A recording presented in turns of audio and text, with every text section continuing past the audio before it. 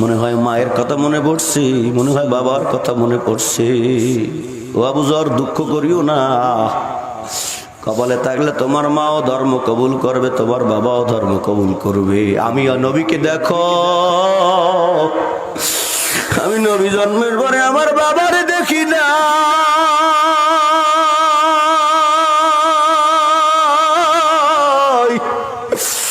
6 বছর বয়সে আমার আব্বার কবর জিয়ারত করতে গিয়ে আমি আমার মাকে হারাইছি।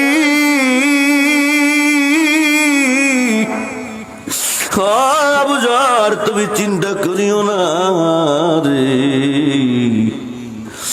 জিরানা মজলিস, এখানে অনেক মুরব্বী দেখা যায়, অনেকের মনে হয় মা নাই, অনেকের বাবা নাই, অনেকের মায়ের কথা মনে পড়ে গেছে, অনেকের বাবার কথা মনে পড়ে গেছে। যুবক, আজকে অনেকে মায়ের কষ্ট দাও, অনেকে বাবারে কষ্ট দাও। যাদের মা নাই তাদের কাছে যা, পায়ে হাত দিয়ে যদি জিজ্ঞেস করো, কাকু মায় আছে, মায়ের মূল্যায়ন করি না, মায়ের ভালোবাসি না, মায়ের কথা বিষের মতো লাগে, আপনি তো মা রাইছেন, বলেন তো আপনার কাছে কেমন লাগে? ওই চাচায় যদি মানুষের মতো মানুষ হয়ে থাকে, যদি মায়ের যোগ্য সন্তান হয়ে থাকে, চাচায় বলবে বাবা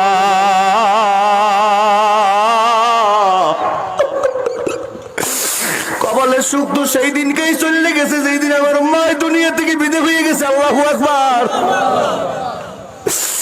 আরে বন্ধুরা,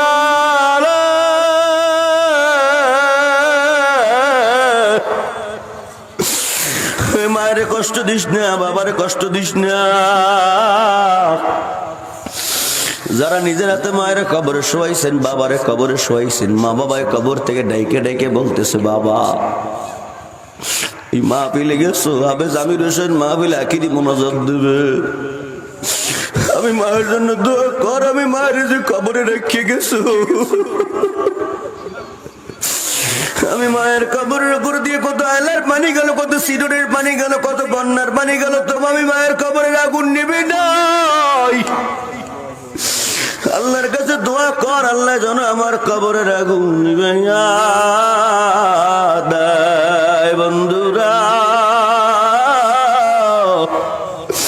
এ যুবক বললেই যাই, যেহেতু কথায় উঠছে, সাবধান, মায়ের সঙ্গে কোনো বেয়াদবি করিও না, বাবার সঙ্গে বেয়াদবি করিও না। দুনিয়া তো শান্তি পাইবা না, পরপরে তো কোনো মুক্তির ব্যবস্থাই নাই। মায়ের সঙ্গে বেয়াদবি করে দুনিয়া তো নবীর সাহাবীরা ওই কালেমা নিয়ে মরতে পারে না। দুনিয়ায় যাদেরকে আপন মনে করো, কেউ তোমার আপন না, আপন হলো মা। মা সন্তানকে অনেক কষ্ট করে লালন পালন করাইয়া বড় করছে। সুন্দর একটা পুত্রবধূ দেখিয়া ছেলে নিজে বিবাহ করছে, ভার্সিটির ছেলে মেয়ে। বিবাহ করার পর এখন আর মায়ের সঙ্গে, মা তো গরিব, মা দেখতে তো অত ভালো না, মায়ের সঙ্গে আর পুত্রবধূর সঙ্গে বনিবনাত হয় না। ছেলে রাগ করিয়া মা বাবাকে বাদ দিয়া স্ত্রী নিয়ে চলে গেছে। 7 বছর পর্যন্ত খবর নাই। খুতবাদের কিতাবের মধ্যে আসছে 7 বছর পর আল্লাহর গজব শুরু হয়ে গেছে। ছেলের যৌবনী চলিয়ে গেছে। স্ত্রী বলে তোমার যৌবনী নাই, আমি তোমার সঙ্গে নাই, আমি আমার বাপের বাড়ি চলে গেলাম। স্ত্রী যখন বাপের বাড়ি চলে গেছি, এখন ছেলে চিন্তা করে আমার এখন উপায়টা কি হইবে, আমার তো কোনো উপায় নাই, মা বাবা ছাড়া তো কোনো উপায় নাই, কি করবে? এবার ছেলে বলে যাই, অন্তত পক্ষে মায়ের সঙ্গে দেখাটাই করি। এক পা সামনে দেয়, 3 বার চিন্তা করে যেই মায়ের আমি ফালাইয়া চলে আইছি, সেই মাই কি আমার তার কোলে উঠিয়ে নেবে নাকি? অথচ ওই ছেলে জানে না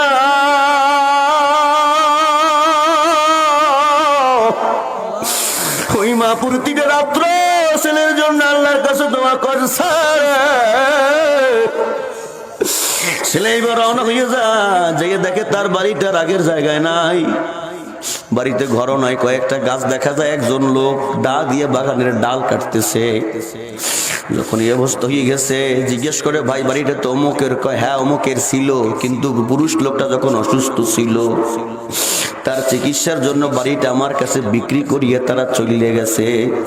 কিন্তু লোকটা আর জীবিত নাই, লোকটা মারা গেছে। তার স্ত্রী কোথায় কয়, দেখছি পাশের গ্রামে একজন একটা ছোট্ট ঝুপড়ির ঘর থাকতে দিছে, সেই ঘরে থাকে আর মানুষের বাড়িতে ভিক্ষা করে করে জীবন চালায়। শুনছি তার নাকি একটা সন্তান আছে বড়।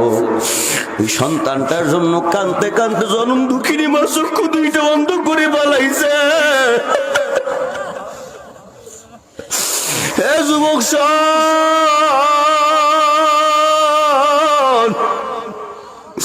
আমি যদি ওই ছেলেটারে পাইতাম, আমার দা দিয়ে টুকরো টুকরো করে ওটা নদীতে ভাসাইয়া দিতাম। যুবক বলে, কিসের কুলাঙ্গার সন্তান হইলাম?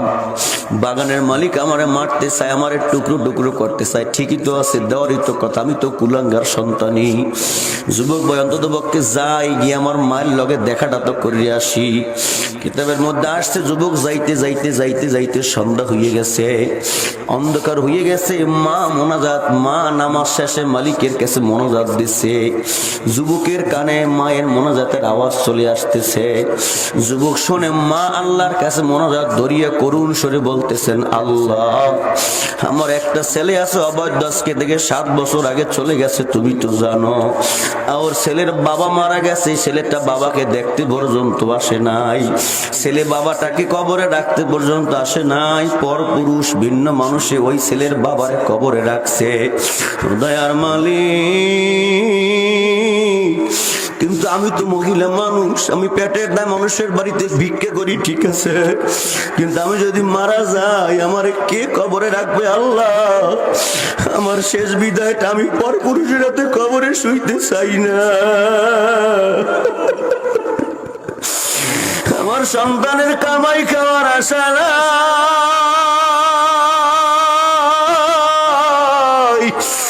মরে নেই আমার কে কবরে রাখবে?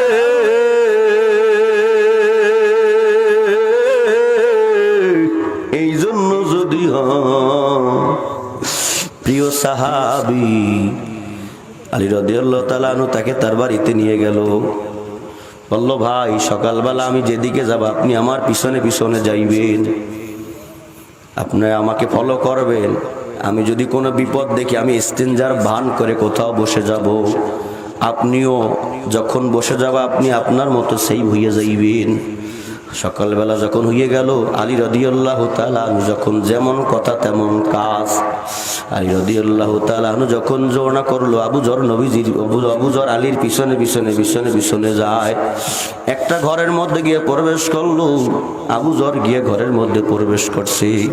আবু যর দেখে এমন একটা লোক তার দিকে তাকাইছে, যেই লোকটার নুরানি উজালা চেহারা, ওই রকম চেহারাওয়ালা মানুষ আবু যর আর কোনো দিন দেখে না। বন্ধুরা,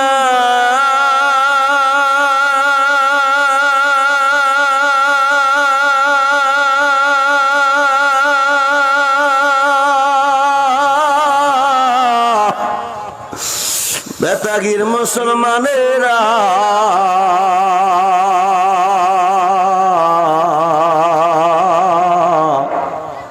কোন নবীর উম্মত হইছো রে? কথা বললেন না, আমি নির্দিষ্ট সময়ের মধ্যে আমার বয়ান শেষ করে দেব। আবু যর গিফারি নবীর সামনে গিয়ে দাঁড়াইছে। নবী বলে, তোমার নাম কি? কয়, আমার নাম হলো আবু যর। কোথা থেকে আসছ? কয়, গিফায়া গোত্রের মানুষ আমি। হুজুর, আমি একজন বড় ডাকাত। ওরে আল্লাহর বান্দারা, দল বুঝি না, নিরপেক্ষ একটা কথা। আমার দেখা মতে এমন মানুষ দেখছি, চুরি করতো, ডাকাতি করতো, বেনামাজি ছিল, অন্যায় কাজ সব করতো। চরমনের মরম আল্লাহর কুতুবের সামনে যাইয়া হাতে হাত দিয়া এমন তওবা করছে, এখন অন্যায় করে না, নামাজ ছাড়ে না, পাগড়ি ছাড়ে না, টুপি ছাড়ে না, তাহাজ্জুদ ছাড়ে না, ওয়াবিন ছাড়ে না, ইশরাক ছাড়ে না, এমন পাগল হইছে আমার মাওলা সারা কিছু বোঝে না। আবু যর যর গিফারি রাদিয়াল্লাহু তাআলা আনহু নবীকে দেখিয়া নবীর সামনে নিজেকে বিলীন করে দিয়েছে। নবী গো, আপনার কথা কত শুনছি, আপনারা দেখেই আমার ভালো লাগছে, আমি আর কিচ্ছু জানতে চাই না। আপনি আমারে পড়াইয়া দেন লা ইলাহা ইল্লাল্লাহু মুহাম্মাদুর রাসূলুল্লাহ।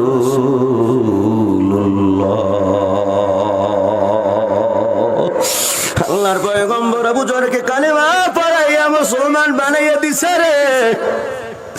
আবু যরকে কালেমা পড়াইয়া মুসলমান বানিয়ে দিছে। এখন আবু যর শুধু কান্দে আর নবীজির সামনে গড়াগড়ি খায়। আল্লাহু আকবার। কান্না করে আর গড়াগড়ি খায়। নবী বলে, আবু যর কেন কাঁদো? বুঝছি, মনে হয় মায়ের কথা মনে পড়ছে, মনে হয় বাবার কথা মনে পড়ছে। ও আবু যর, দুঃখ করিও না, কপালে থাকলে তোমার মাও ধর্ম কবুল করবে, তোমার বাবাও ধর্ম কবুল করবে। আমি নবীকে দেখো, আমি নবী জন্মের পরে আমার বাবারে দেখি না।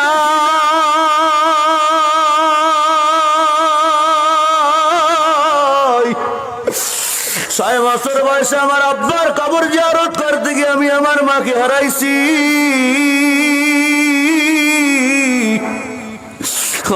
আবু যর, তুমি চিন্তা করিও না রে। জিরানা মজলিস, এখানে অনেক মুরব্বী দেখা যায়, অনেকের মনে হয় মা নাই, অনেকের বাবা নাই, অনেকের মায়ের কথা মনে পড়ে গেছে, অনেকের বাবার কথা মনে পড়ে গেছে। যুবক, আজকে অনেকে মায়ের কষ্ট দাও, অনেকে বাবারে কষ্ট দাও। যাদের মা নাই তাদের কাছে যা, পায়ে হাত দিয়ে যদি জিজ্ঞেস করো, কাকু মা আছে, মায়ের মূল্যায়ন করি না, মায়ের ভালোবাসি না, মায়ের কথা বিষের মতো লাগে, আপনি তো মা হারাইছেন, বলেন তো আপনার কাছে কেমন লাগে? ওই চাচায় যদি মানুষের মতো মানুষ হয়ে থাকে, যদি মায়ের যোগ্য সন্তান হয়ে থাকে, চাচায় বলবে, বাবা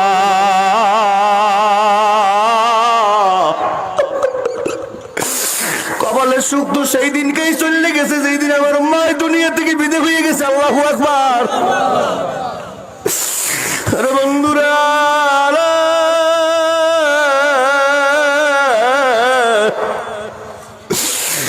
মায়ের কষ্ট দিস না, বাবার কষ্ট দিস না।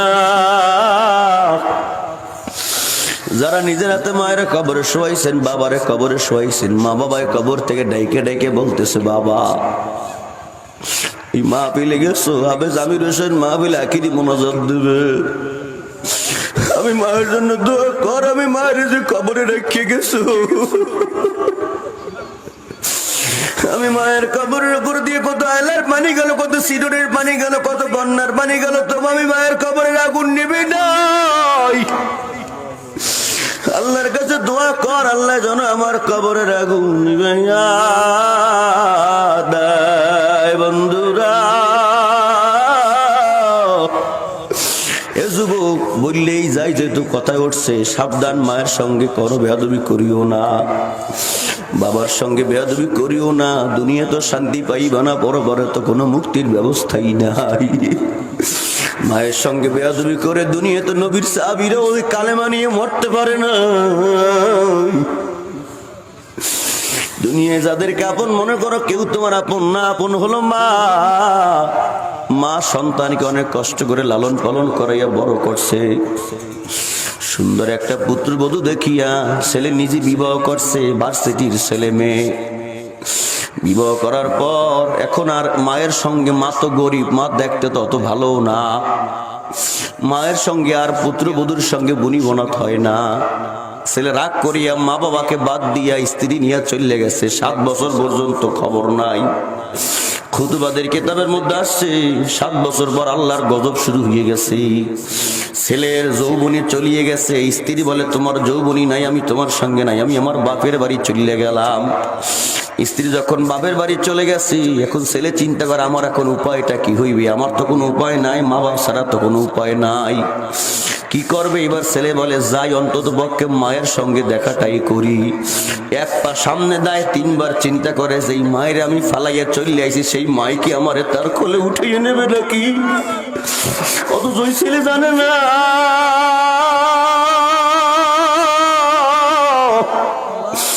ওই মা প্রতিটা রাত্র ছেলের জন্য আল্লাহর কাছে দোয়া করছে। ছেলে এবার রওনা হয়ে যায়, দেখে তার বাড়িটার আগের জায়গায় নাই, বাড়িতে ঘরও নাই, কয়েকটা গাছ দেখা যায়। একজন লোক দা দিয়ে বাগানের ডাল কাটতেছে। যখন এই অবস্থা হয়ে গেছে, জিজ্ঞেস করে ভাই বাড়িটা তো অমুকের? কয় হ্যাঁ অমুকের ছিল, কিন্তু পুরুষ লোকটা যখন অসুস্থ ছিল তার চিকিৎসার জন্য বাড়িটা আমার কাছে বিক্রি করিয়ে তারা চলে গেছে, কিন্তু লোকটা আর জীবিত নাই, লোকটা মারা গেছে। তার স্ত্রী কোথায়? কয় দেখছি পাশের গ্রামে একজন একটা ছোট্ট ঝুপুরির ঘর থাকতে দিছে, সেই ঘরে থাকে আর মানুষের বাড়িতে ভিক্ষা করে করে জীবন চালায়। শুনছি তার নাকি একটা সন্তান আছে বড়, ওই সন্তানটার জন্য কাঁদতে কাঁদতে জনম দুঃখিনী মা চক্ষু দুইটা বন্ধ করে পালাইছে। হে যুবক শোন,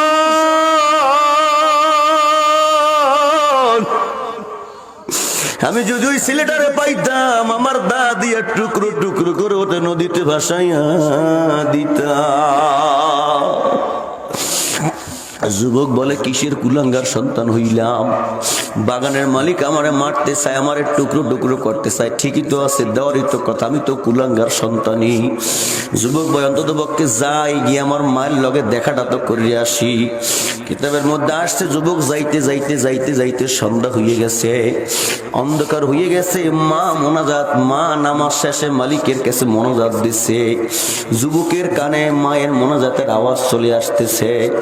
যুবক শোনে মা আল্লাহর কাছে মোনাজাত ধরিয়া করুণ স্বরে বলতেছেন, আল্লাহ আমার একটা ছেলে আছে অবৈধ, আজকে থেকে 7 বছর আগে চলে গেছে, তুমি তো জানো।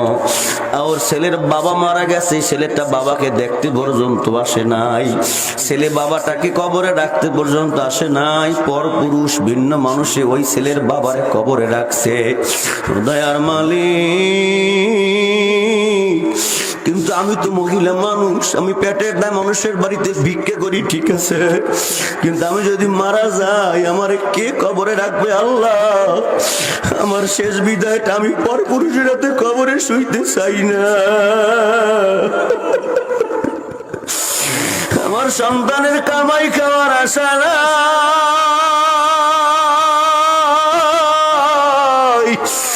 মরে নেই আমারে কে কবরে রাখবে?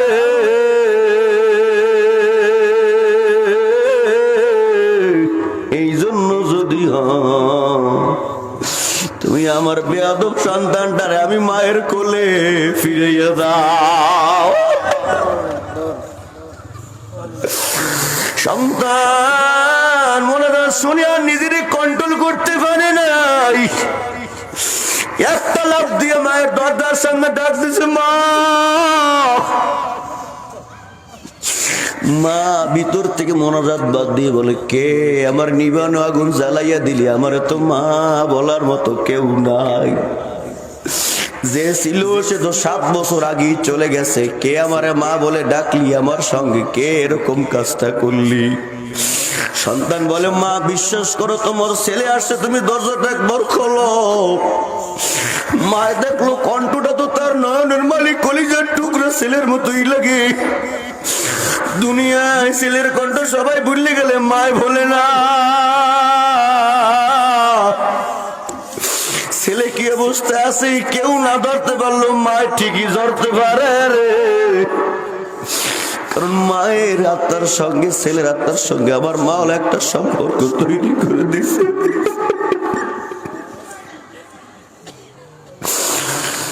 বন্ধুরা, সন্তানটা এইবার বলে, মা দরজা খোলো। মায় দেখে তার ছেলের মতোই তো কণ্ঠের আওয়াজ। মায় যখন দৌড় মারছে, মা কুটির সঙ্গে বাড়ি খেয়ে মাথাটা ফেটে গেছে, হামাগুড়ি দিয়ে দরজাটা খুলছে। দরজা খুলতে দেরি হইছে, সন্তান মায়ের পাও দুইটা জড়িয়ে ধরছে, বলে, মা গো আমারে মাফ করিয়ে দাও। মায় বলে, বাবা সন্তানের কোনো অন্যায় মায়ের কাছে নাই, তুই ফিরে আসতাম এইটি খুশি বাবা। দেখ তবে শোন, 7 বছর আগে তোরে দেখছি, এখন দেখ আমি মায়ের চক্ষু দুইটা অন্ধ হয়ে গেছে, আর জীবনে তোরে দেখতে পারবো না। তুই কি শুকিয়ে গেছো নাকি আগের মতো আছো? তুই একটু আমার সামনে আয়। আমি মায়ের তোরে দেখতে না পারলে কি হয়েছে? আমার চক্ষু অন্ধ হয়ে গেছে, আমার হাত তো আর বন্ধ হয় নাই। আমি মা একটু তোর চেহারা হাতাইয়া হাতাইয়া দেখি।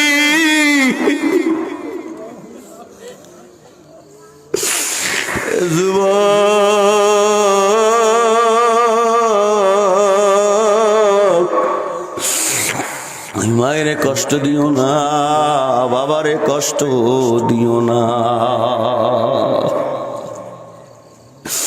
আবু যর গিফারী রাদিয়াল্লাহু তাআলা আনহু নবীর সামনে বসিয়া জার জার হয়ে কান্না করতেছে। নবী বলে, আবু যর কেন কান্দো? মায়ের কথা মনে পড়ছে না, বাবার কথা মনে পড়ছে? কয় নবী না। কয় কান্দো কে? কয় নবী কান্দি কেন জানেন? এই যে কালেমা পড়ছি, এই কালেমা পড়ার পরে আমার দিলে কি যে মজা লাগে, কি যে শান্তি লাগে। আরে আমার আল্লাহ, আমার আল্লাহ, আমার আল্লাহ, আমার আল্লাহ, আমার আল্লাহ কেন আগে আপনার কাছে আনলো না নবী গো?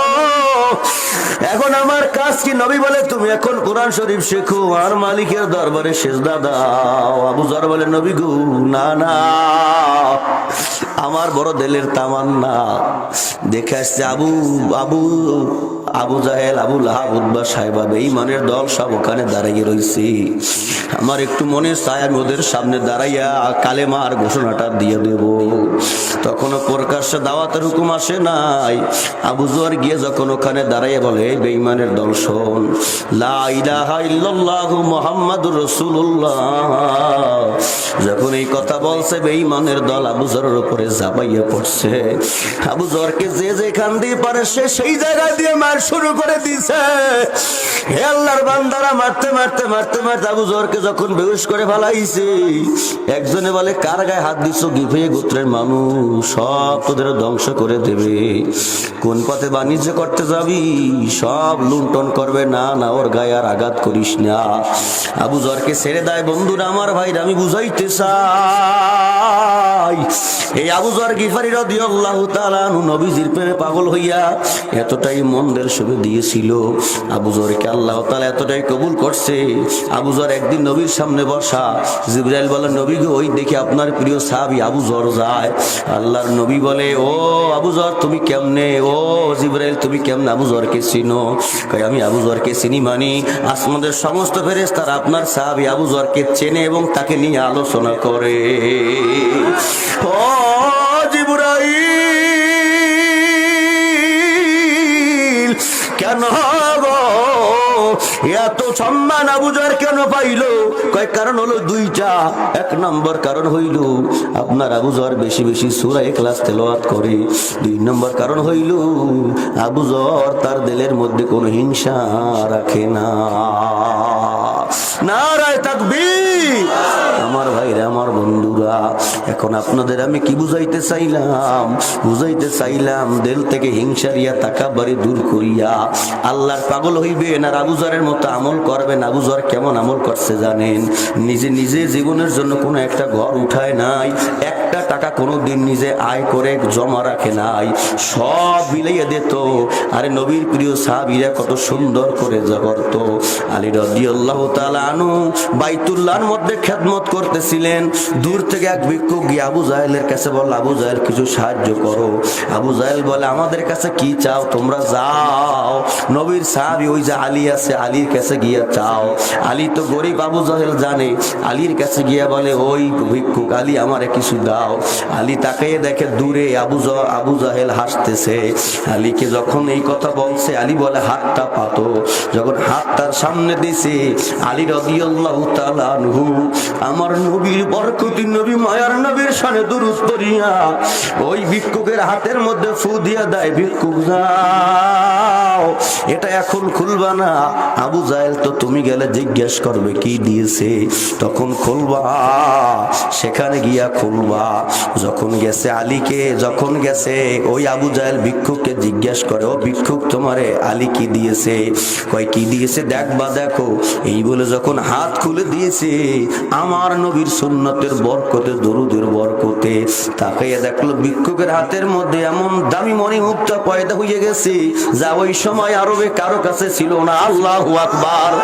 এ আল্লাহর বান্দারা, এ আলী রাদিয়াল্লাহু তাআলা আনহুর স্ত্রী ফাতেমা রাদিয়াল্লাহু তাআলা আনহা ঘরের মধ্যে খুব অসুস্থ ছিলেন। হঠাৎ আনার খাইতে মনে চাইছে।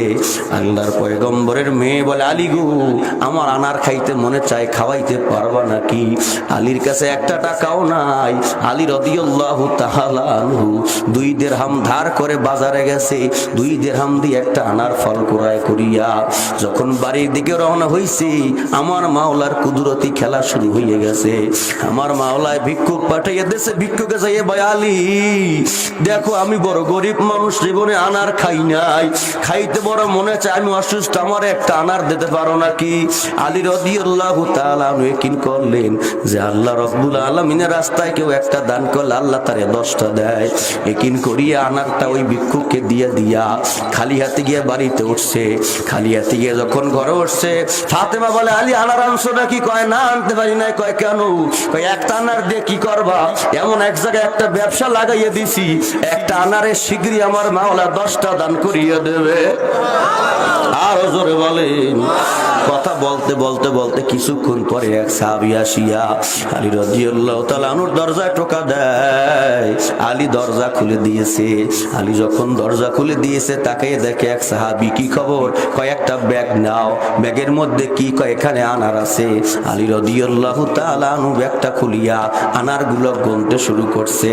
আনারগুলো গুনে দেখে সেখানে 9টা আনার, আবার ব্যাগের মধ্যে ভরিয়া সাহাবীর হাতে দিয়া দেয়। আসলে মনে হয় ভুল হইছে, এটা মনে হয় আমার না, আমার যদি হইতো তাহলে এখানে 10টা আনারই থাকতো।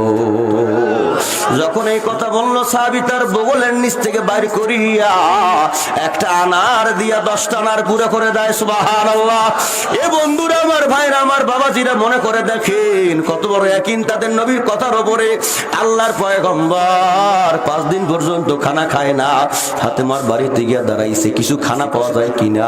দরজায় নক করছে। ফাতেমা বলে, ও বাবা, কি পরিমাণ কাপড় নিয়ে আপনার কাছে আসবো? 17 টাকার কাপড় তো আমার কাছে নাই। আল্লাহ নবী জানালা দিয়ে তার ওই চাদরটা ফিক মারে দিয়েছে। ফাতেমা সেটা দিয়ে তার শরীর আবৃত করিয়া বাবার কাছে আসছে। বলে, মা, 5 দিন পর্যন্ত তোমার বাবাই খায় না, কোনো খানা থাকলে দাও। ফাতেমার কলিজার মধ্যে মনে হয় যেন সবচেয়ে বড় জ্বালা যন্ত্রণা শুরু হয়ে গেল। ফাতেমা বলে, ও বাবা, কেমনে আপনারে খানা দিব গো? আজকে আপনার ফাতেমার ঘরে 3 দিন পর্যন্ত কোনো খানা পাক হয় না। ওরে বান্দা, আল্লাহর পয়গম্বর বলে, আমার হাসান কই, আমার হোসেন কই? কয় তারা মাঠে গেছে, আপনার কথা আপনার কাছে যাইতেছে। এদিকে হাসান হোসেন গিয়া নানার বাড়ির দরজার সামনে দেখলো বকরি রক্তের মতো পড়িয়ে আছে। দেখিয়া হাসান হোসেন বলল, আমাদের নানা আজকে আমাদের বাদ দিয়ে কেমন করে এরকম খানা খাইলো? বকরি জবাই করে খাইলো না, আমাদের নানার সাথে আমাদের কোনো কথা নাই। হাসান হোসেন গিয়ে মাঠের মধ্যে গড়াগড়ি খেয়ে আল্লাহর পয়গম্বর গিয়ে দেখলো তারা এইভাবে কান্নাকাটি করতেছে। বলে, হাসান এদিকে আয়, হোসেন এদিকে আয়। না, আমি 3 দিন পর্যন্ত আমরা খাই না, আর তুমি আরে আমাদের বাদ দিয়ে কেমনে বকরি জবাই করে খাইছো গো? না না না না না ভাই, কেমনে বুঝছো? কয় তোমার বাড়ির দরজায় গেছিলাম, তোমার মুখের দিকে তাকাইলে পেটের ক্ষুধা আমাদের আর থাকে না, কিন্তু যাই দেখি তোমার দরজায় বকরি রক্তের মতো দেখা যায়। আমাদের বাদ দিয়ে তুমি কেমন করে বকরি জবাই করে খাইছো? আল্লাহর পয়গম্বর বলে, না না ভাই, ওগুলো কোনো বকরি না। আমি নবী আমার উম্মতের মায়া কানতে কানতে ভোর রাত্রে আমার গলা দিয়ে রক্ত বাইর হইছে, ওই রক্তগুলো আমি নবীর উম্মতের মায়ার গলার রক্ত। ওই নবী বাজারে গেছে 2 দিরহাম নিয়া, একজন মহিলা